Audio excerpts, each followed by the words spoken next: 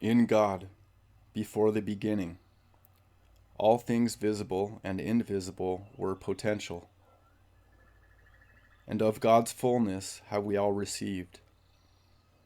Before the beginning, negation was not. There was no other than God. As living substance, God is one.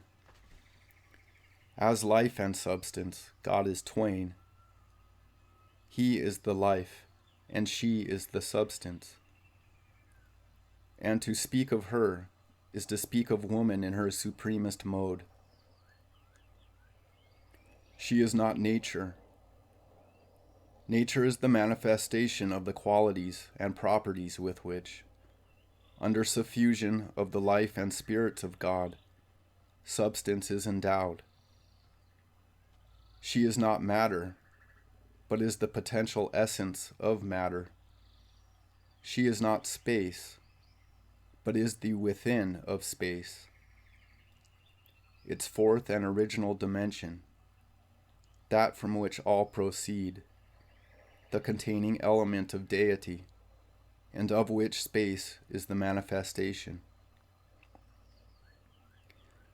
As original substance, the substance of all other substances, she underlies that whereof all things are made, and, like life and mind, is interior, mystical, spiritual, and discernible only when manifested in operation.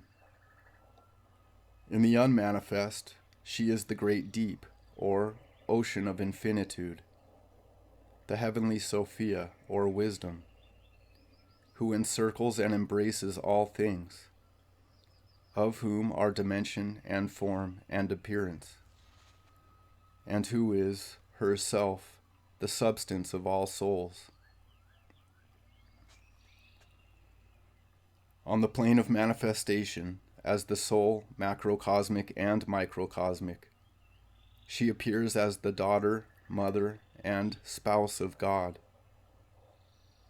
exhibiting in a perfect humanity the fullness of the life she has received of God. She is mystically styled the Blessed Virgin Mary,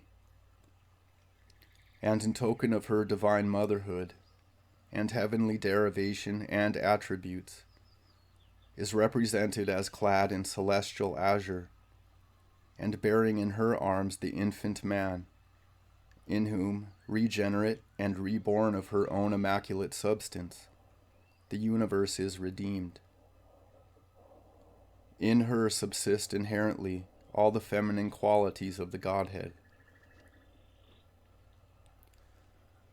Also is she mother of sorrows, whose bitterness pervades all things below, and only by her salting with affliction, purification by trial, and purchase of wisdom by her dear-bought experience, is the perfection that is of her attained. Nevertheless, she is also mother of joys, since her light is gilded by the solar rays, and of her pain and travail as the soul in the individual comes the regeneration of her children. And she is for them no more a sea of bitterness when once their warfare with evil has been accomplished. For then is she, Our Lady, glory of the Church triumphant, thus in the microcosm. In the macrocosm, she is that beginning or wisdom wherein God makes the heavens and the earth. the substantial waters upon whose face he, the energizing will, moves at every fresh act of creation, and the ark or womb from which all creatures proceed. And it is through the gathering together or coagulation of her waters that the dry land of the earth or body, which is matter, appears. For she is that spiritual substance which, polarizing interiorly, is, in the innermost, God, and coagulating exteriorly, becomes, in the outermost, matter. And she, again, it is, who, as the soul of humanity, regaining full intuition of God, overwhelms the earth with a flood of her waters, destroying the evil and renewing the good, and bearing unharmed on her bosom the elect few who have suffered her to build them up in the true image of God. Thus to these is she mother of the living. And as on the physical plane man is not man, but only boy, rude, forward, and solicitous only to exert and exhibit his strength, until the time comes for him to recognize, appreciate, and appropriate her as the woman. So on the plane spiritual, man is not man, but only materialist, having all the deficiencies, intellectual and moral, the term implies, until the time comes for him to recognize, appreciate, and appropriate her as the soul, and, counting her as his better half, to renounce his own exclusively centrifugal impulsions, and yield to her centripetal attractions. Doing this with all his heart, he finds that she makes him, in the highest sense, man. For adding to his intellect her intuition, she endows him with that true manhood, that manhood of mind.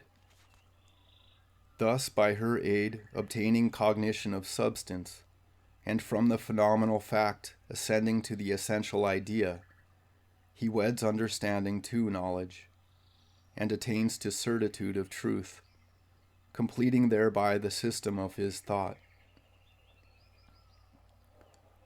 Rejecting as this age has done the soul and her intuition, man excludes from the system of his humanity the very idea of the woman, and renounces his proper manhood. An Esau he sells, and for a mess of pottage, his birthright, the faculty of intellectual comprehension. Cut off by his own act from the intuition of spirit, he takes matter for substance, and sharing the limitations of matter, loses the capacity for knowledge. Calling the creature thus self-mutilated, man, the age declares by the unanimous voice of its exponents, that man has no instrument of knowledge, and can know nothing with certainty, excepting, for it is not consistent even in this, that he can know nothing. Of this the age is quite sure, and, accordingly, complacent in its discovery, styles itself agnostic. And, as if expressly to demonstrate the completeness of its deprivation in respect of all that goes to the making of man, it has recourse to devices the most nefarious and inhuman on the pretext of thereby obtaining knowledge.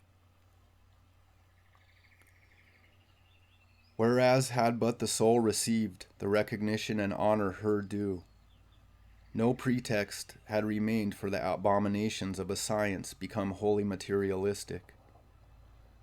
For as the substance and framer of all things, she necessarily is competent for the interpretation of all things.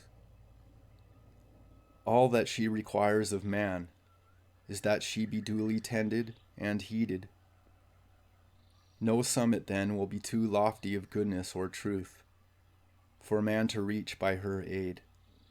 For, recognized in her plenitude, she reveals herself in her plenitude, and her fullness is the fullness of God.